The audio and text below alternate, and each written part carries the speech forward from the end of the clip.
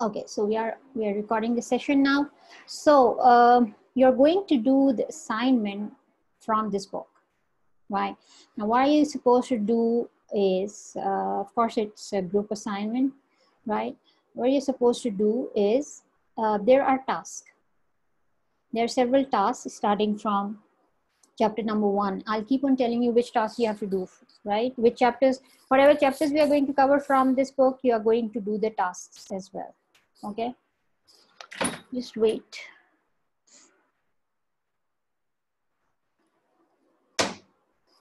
Okay, for instance, here, you have to give a definition of syllabus and curriculum. Now, this is not important that you copy paste your syllabus. I mean, the definitions, you don't have to take it from the book.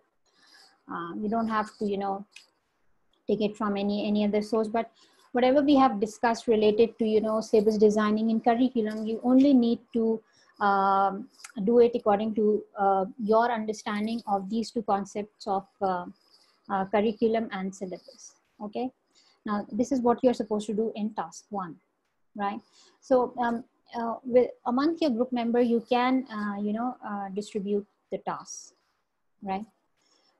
And there would be several tasks. For instance, chapter number 1 has 7 tasks.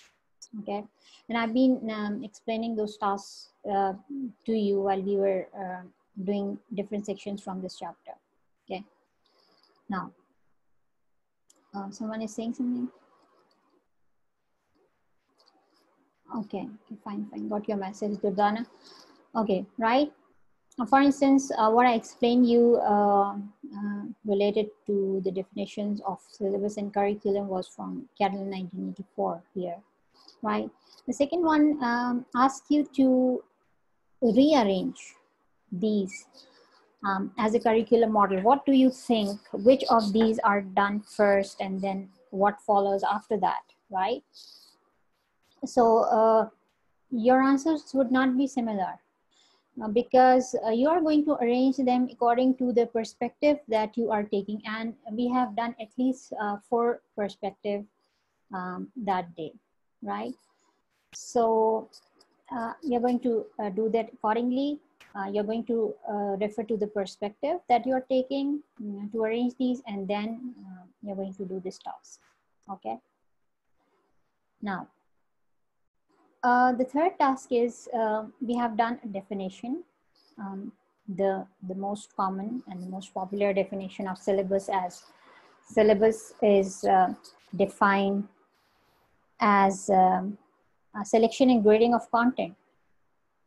Okay, and this is what distinguishes it from curriculum basically. Okay, and then some people, there are narrower and there are broader perspective to defining syllabus. Now, the narrow perspective differentiates between syllabus and methodology. Okay, the defined syllabus is as selection and grading of content, whereas methodology refers to what actually happens in the classrooms. Okay, so while we are defining syllabus through the broader perspective, that means that there is no clear boundary between syllabus and methodology, and sometimes they are one and the same. Selection of the content is equivalent to practicing of the content in the classrooms. Okay. So in task 2, what you're supposed to do is I solved one for you, and one of you answered it correctly also. What you're supposed to do, there are 7 definitions by different people, and you just have to tell me whether these definitions are based on narrower or broader perspective of syllabus, how syllabus can be defined, right? So you don't have to do anything. You don't have to, elaborate on these definitions or explain me these definitions. You don't have to do any of these, okay? You just have to read it carefully, right? And then you have to tell me whether that's a narrower view of syllabus design or it's a broader view of syllabus design. Okay, so till here we completed last time. Now please raise your hands, those who have understood how are you going to do the assignment. Quickly raise your hands. If even few of you understood it, then I'm fine with it, because you can ask each other. Okay, that wouldn't be a problem then. Okay, Anila, it's clear to Anila, Mahzeb, Kaniz. That's wonderful. I appreciate that. Okay, right. So if any one of you have any confusion, you know, you have many girls who have understood what you're supposed to do in the assignment. You of course need to have a group leader for this assignment, who's going to divide the task, or you know, you can discuss it in the group equally. So this is how you're going to do this. I'll let you know the submission date, because you can only submit this assignment once we are done with the syllabus, at least online. Okay, of course we would be teaching it again to the students who would be coming to the hostels later on, but for you who are attending this lecture and who would be submitting their assignment, I would let you know the date, right? Okay, other than that, we are going to have class every day, okay, from 9 to 10 every day. Like this class wasn't scheduled on Tuesday. Usually we have class on Wednesday and Thursday and Friday, but we'll have class throughout the week, okay, from 9 to 10. Even if I forget to tell Mahazeb or you all are who are listening to me, we are going to have a class anyway every day, okay, till we complete this syllabus, right? Because from next Monday I'll be a little busy with the rest of your class fellows, because we plan to teach them this course again on campus, right? Okay, so we are going to start from here. Okay, till here this is your task, right? So now what we deduced from so many definitions, almost 7, that some of the linguists and some of these syllabus designers, they believe that syllabus designing is grading, selection and grading of the content, while the methodology is different. Okay, and all of this comes under curriculum. But there are also syllabus designers or curriculum developers who believe that there isn't a difference. There is a difference between curriculum and syllabus, but there's no difference between syllabus designing and methodology. Okay, because when a syllabus is designed, it has the activities also, and the activities are conducted in the classroom through a certain method, which comes to be known as the methodology, right? So there isn't a need to differentiate between syllabus designing and methodology, because methodology, according to, you know, some of the specialists, is a part of syllabus designing. Okay, so from here, you know, we can say that syllabus designing is what of the whole process, and methodology is how. Okay, what are the contents is syllabus designing, and how those contents would be actually um, practiced in the classroom, or actually used in the classroom, or actually taught in the classroom, is methodology.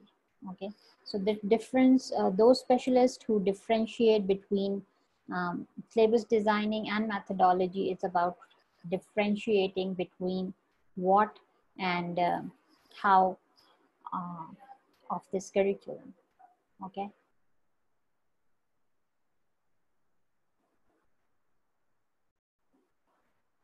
okay, Larib, do not just rush. Okay, do not run. I'm going to tell you which task you are supposed to do. Of course, the chapters that we are not doing, we're not going to do the task. Okay, just stay with the 7 tasks right now. Okay, as we move on to process syllabus, then I'm going to give you more tasks, right? No need to rush with it. We are going to discuss all the tasks that are being assigned to you. I would not just assign you something that I have not taught you, okay? Do not worry about that, right? Now, what is important for a person to consider while he is designing a syllabus, okay? Syllabus are basically, they are of many kinds. We are going to talk about those also. There's notional, functional syllabus, there's grammatical syllabus, there's analytical syllabus, many of the syllabus, but basically syllabuses are divided into two main kinds, okay? One is the process-oriented ones, and the other are procedural syllabuses, okay? So, no, one is product and the other is procedural, okay? Product and procedural, right?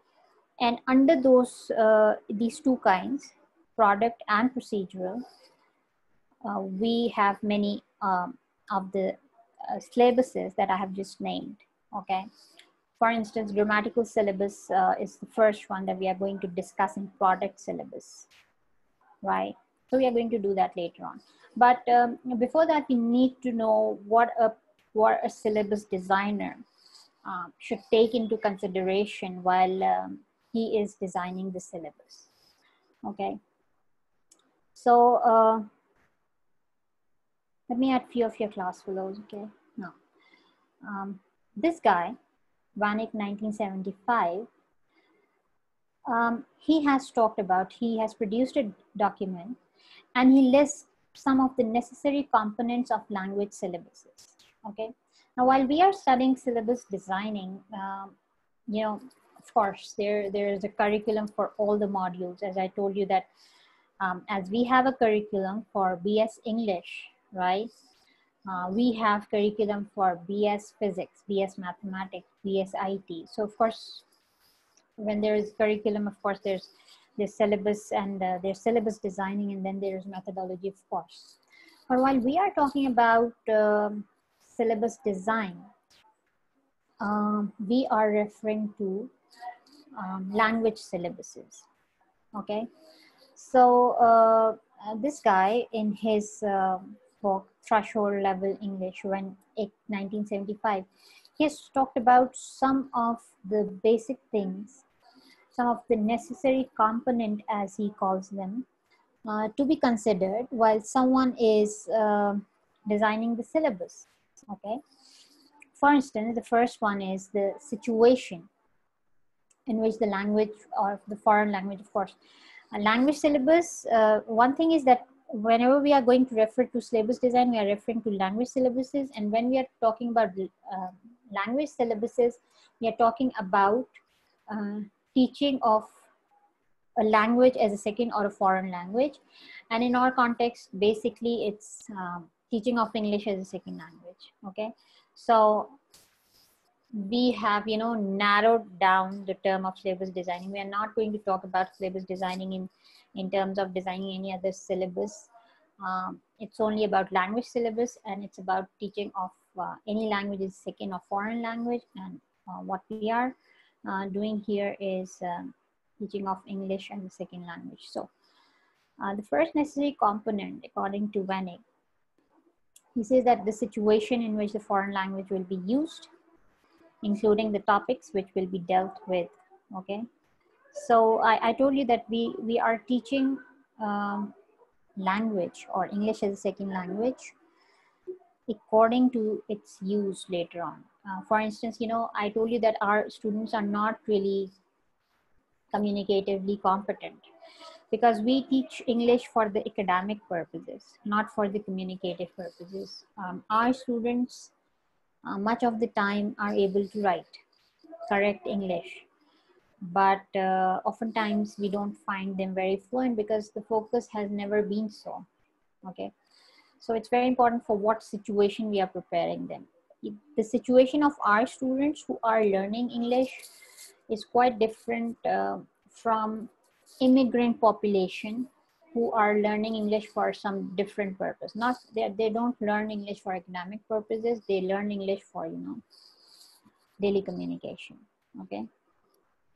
Now the syllabus designer should come up with the topic according to the situation in which the language will be used. Okay. And from these topics, he's going to develop the activities in which the learners will be engaged. Okay. So this is the selection and grading of the activities, but these activities would actually be exercised in the classroom through certain methodology, and that methodology might be a part of syllabus designing. Okay.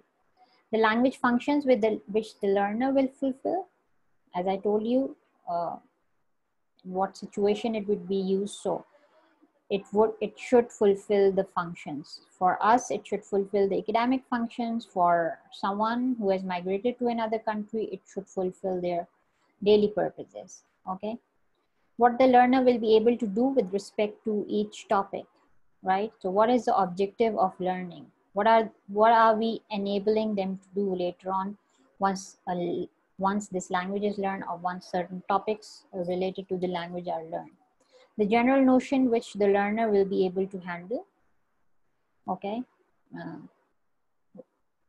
What aspects of the language, or what part of the language the learner would be able to handle?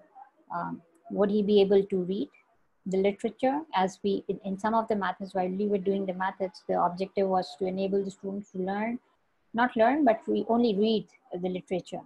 While in other methods, that was not the objective. Okay. So we need to know what we want them to handle. Do we want them to handle the literature, or do we want to want them to handle the conversations only? Okay. The specified topic related notions which the learner will be able to handle specific topics. Okay. As in Language Center, if you are teaching through Streamline, and it comes with the topics. Okay. The situational topics it comes with. So if you have taught your students how to greet, so greeting as a topic can be or should be handled by your students later on. Okay. The language forms which the learner will be able to use. Okay.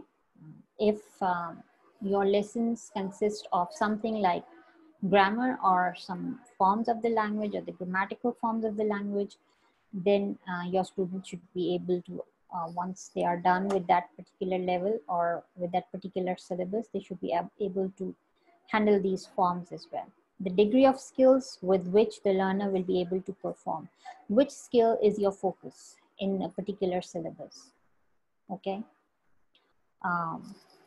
Have you, if the syllabus is, you know, based on communicative approach, so are your students able to perform a communicative task at the end of the syllabus that is based on communicative language teaching, for instance?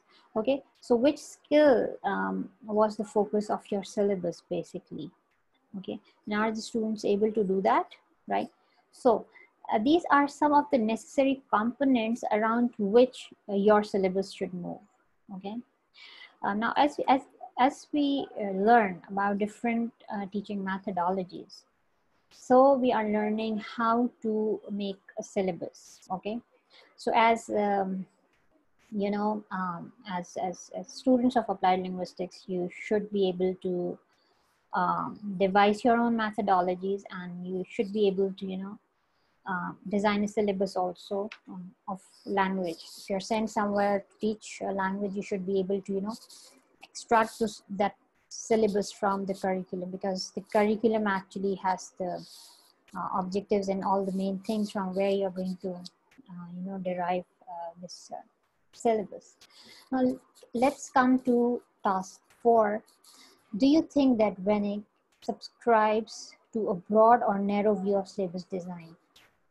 We already know about, you know, the broad and the narrow view of syllabus design. Okay, so you need to tell me these, according to, you know, this guy, all these necessary components are they looking at the syllabus through the narrow view, or are they looking to the syllabus through the broad view? Guys, just wait, okay? Just wait for a while.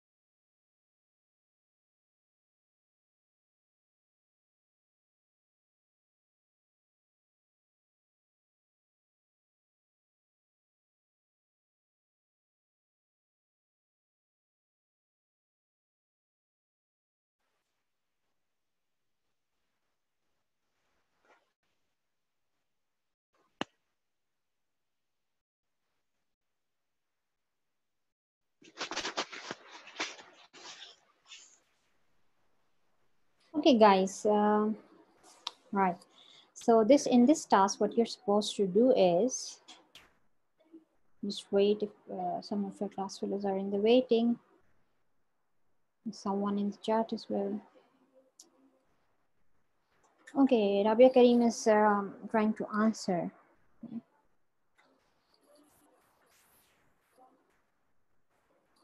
Larab, I've already answered this question, and that you do not have to rush with the tasks. Okay, I'm going to tell you how you are going to attempt these tasks. Now, what you're going to do in this is in task 4, you need to read these necessary components, and then you're going to tell me whether VANIC has subscribed to the broader or the narrower view of syllabus design. One thing. The other thing is, do you think that VANIC subscribe to a broad or narrow view of syllabus design? Which, if any, of the above component do you think are beyond the scope of syllabus design? Something that you feel is not related to selection and evaluation. Okay, right? Something that isn't a part of syllabus design, right? So this is how you're going to do task 4. Now let's talk about the role of classroom teacher in syllabus design.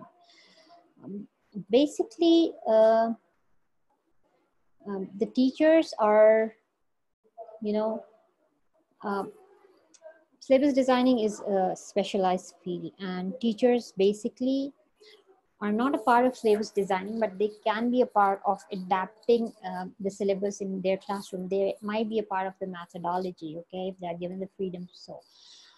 But strictly speaking, teachers are the consumers of the syllabus. Consumer means they only take the syllabus and apply this in their classrooms. They do not have the freedom to design their own syllabuses most of the time. And you must have seen it, when you were at school and colleges, you were taught whatever was the syllabus according to the board that you were following, whether you were following the federal board or Balochistan board, but the teachers, school teachers, and even the college teachers, whosoever was teaching you English as a subject, they were following. The syllabus as was given to them. Okay, they seldom we saw that they change anything, right?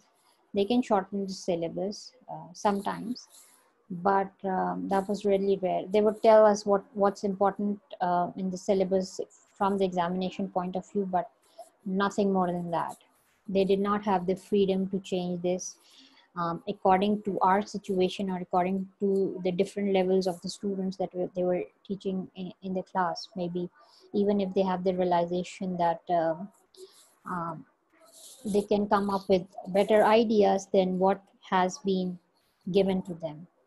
Okay, so teachers are basically consumers, okay, of other people's syllabuses. That is those of those people who have designed the syllabus, right?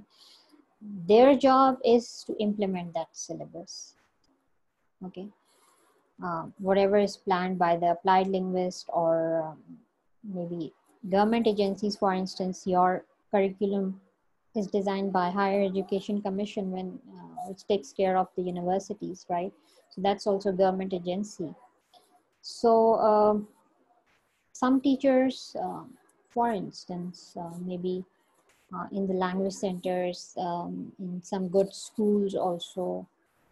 At the university level, we have a lot of freedom, okay, when it comes to teaching our courses, right?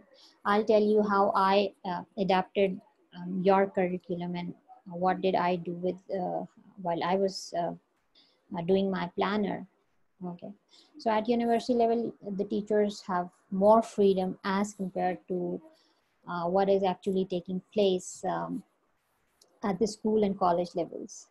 Okay, so sometimes these teachers, are given a free hand, as I've given you the example of university teachers.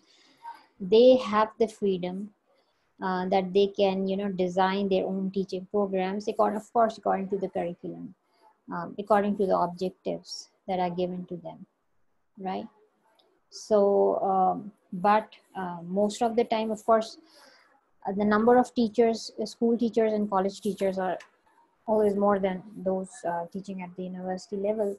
So most of the teachers happens to be just the consumers of other people's syllabuses.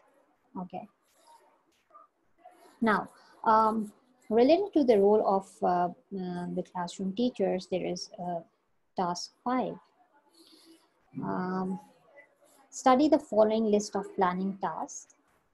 In your experience, for which of these tasks do you see the classroom teachers as having primary responsibility?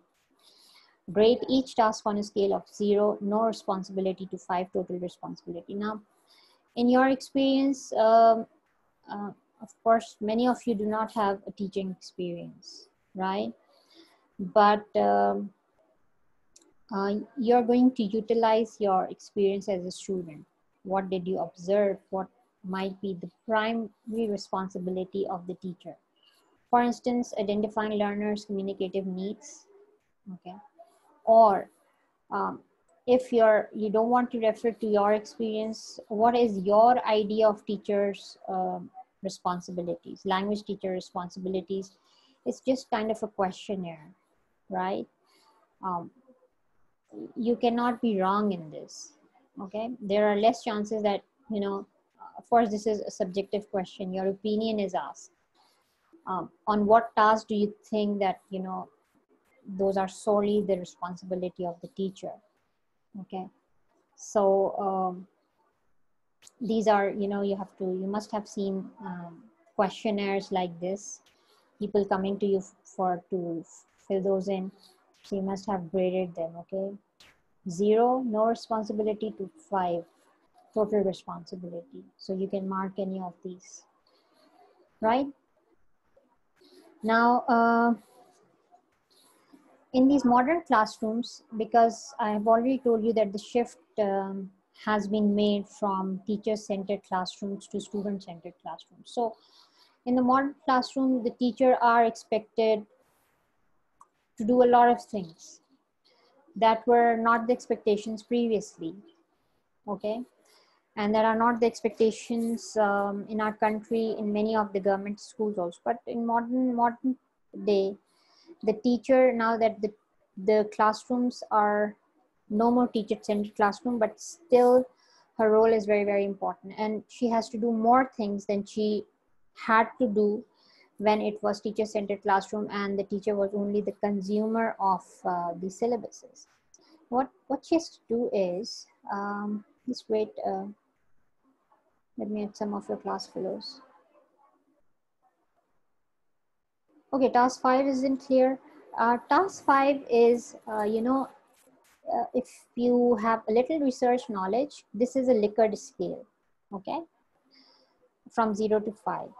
For instance, if I do the first one for you, rate each task on a scale of 0, no responsibility, to 5, total responsibility, okay. So, for instance, identifying learners' communicative needs.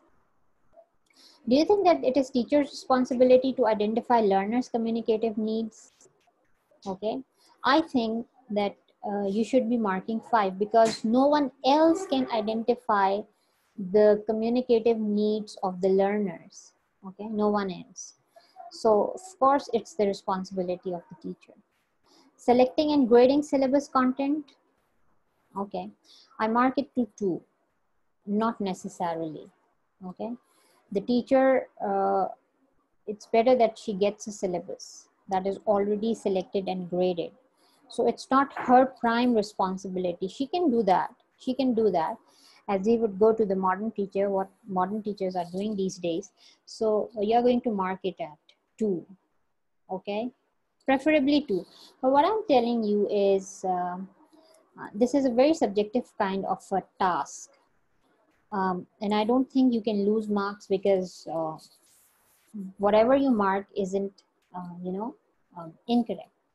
But I would like you to give me a reason as well. Since this is not just a questionnaire, it's a task. So you'll be giving me reasons why are you marking it. Maybe, for instance, if I chose 5, so I have a reason that who else is going to identify the learner's communicative needs. It has to be the teacher who is inside the classroom. So I have a reason to mark 5.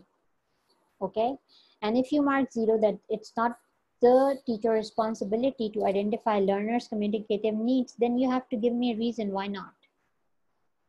Okay, if you say to some extent the teacher has the responsibility of identifying learners' communicative needs, so you have to justify why do you feel so. Is the task clear now? Who asked me to explain the task? Let me check here. Durdana Akbar, is task 5 clear to you? Okay, great. Now, moving from task 5, I was telling you about the modern day teaching and the increasing responsibilities of the language teachers. So today, the class has moved from being student-centered to being teacher-centered. Oh, no, sorry. From teacher-centered to student-centered, but it has increased the responsibilities and the expectations from a teacher, okay? So this modern day teachers are expected to, to design the syllabus, to implement it, to design its methodology also, evaluate its success, all of this. The whole curriculum development process is expected by a teacher, okay? So, and this is, based on a research where a group of teachers were asked and they said that this is their primary responsibilities. They are doing everything, okay? And some of the teachers are really satisfied with this expanding role because previously, they were only consumer of the syllabus that was designed by other people. Now they are designing their own syllabus also, and they are working with the curriculum development as well. They feel that it has increased the responsibility, but it has given them some flexibility and freedom. And this has expanded their professional roles as well. Okay. So there are different views whether the teacher should be expected to do so many things other than just implementing the syllabus in their classroom. Should they be designing, evaluating, implementing, doing everything, right? So but A certain group of teachers also believe that it is not their task, okay? And they are not trained to design syllabuses. There should be specialized people specializing in syllabus designing. Their expertise are different from teaching. So a group of teachers also believe that syllabus designing and teaching, language teaching, are two different things and should be done differently by two different groups of people, okay? So they believe that, you know, this should be done by specific experts, and they believe that if they are being asked to do those tasks, they are not adequately trained. Teachers are trained for teaching. In our country, teachers are not even trained for teaching, but in other countries, teachers are given teachers training, right? Similarly, these syllabus designers are trained for this purpose, okay? So if the teachers are asked to design the syllabus, they are not adequately trained. Some of the teachers or a group of teachers also believed so. Okay, now coming to task 6. What might be the advantages or disadvantages of a teacher in your system designing their own syllabus? Okay, this is an opinionated questions, but you have to give reasons for whatever you write in task 6. Okay. Can you think of any reason why teachers might be discouraged from designing or might not want to design their own syllabus? It's the B part. Okay. If you believe that teachers should not be designing the syllabuses, you should be giving examples and should be giving reasons. Are these reasons principally pedagogic, political, or administrative? So whatever reasons you would give, how would you categorize those reasons? Much of the time, the reasons are administrative, and many a times the reasons are pedagogic. Okay. Now this is your task 6. So whatever you write, please write it with the reasons. Of course, these are tasks for your assignments. Okay. Now,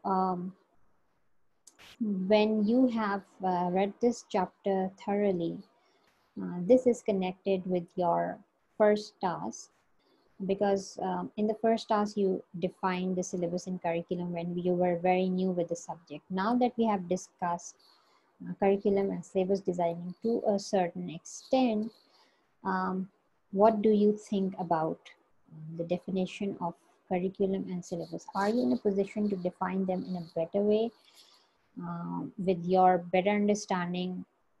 Because we talked about the essentials, the necessary component of syllabus designing. We talked about the role of the teachers. We talked about the expanded professional expectations from the teacher. All of these. So many things can be added now to the definition of curriculum and syllabus that you have already done in task 1. Okay, so task 7 tells you look back at the definitions you wrote in task 1 and rewrite these in the light of information presented in 1. Okay, so all the information that you have gathered after reading this first chapter, this is expected that in task 7 your definition would improve a bit. You will add things that you have learned after, you know, doing task 1, which was about the definitions. Okay. In what ways, if any, do your revised definition differ from the ones you wrote at the beginning? Right? What additions have you made to your first definition that you did in task 1? Right? I hope this is clear. Now, the second thing is, we are going to talk about the difference between two kinds of syllabuses. One is the product-oriented and the other is the process-oriented, which is also called as procedural syllabus, right? So,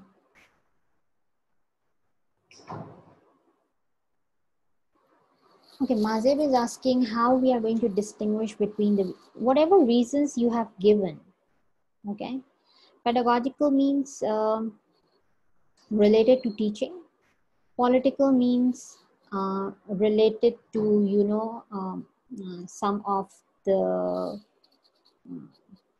the rules and regulations. For instance, HEC is responsible for certain things, right? And universities are responsible for few more things. Okay, in some of the functions, HEC has given the universities a freedom. In some of the activities and the functions, the HEC it has been very strict, right? For instance, your grading, for instance, your evaluation. So we need to see those. And then administrative. Do you think that teachers are supported by their administration? Are they given a free hand? Okay, so or they have to strictly follow what the administration have told them to do. For instance, strictly follow the books that are given to them. They do not even have the option or the freedom to select their own teaching material, right? So these are the different reasons. So whatever reasons you would give, you have to justify those. Justify in the sense that you have to categorize them, whether your reasons are pedagogical, political, or administrative. Okay.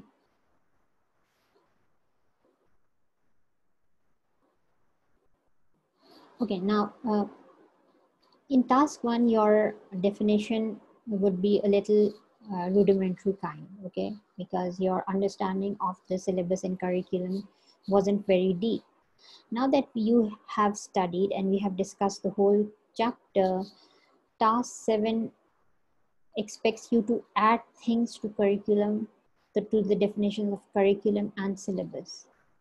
Okay, so we need to see how your reading of the first chapter has improved your definition by the end of the chapter. Okay, because task 1 was the beginning of the chapter when you had little knowledge about syllabus and curriculum, and task 7, by task 7 we just need to check the improvement in your understanding of the syllabus and the curriculum.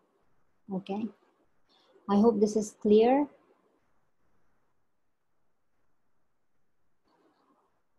Okay, tomorrow we are going to talk about the difference between process oriented syllabus or the process syllabuses and product syllabuses. Okay, we'll start with the product once we differentiate between the two, right? First of all, we are going to differentiate between the two, and then we are going to move towards the third chapter, which is related to the product syllabuses. Okay, I'll see you tomorrow at 9. Okay, and I'll upload this lecture also.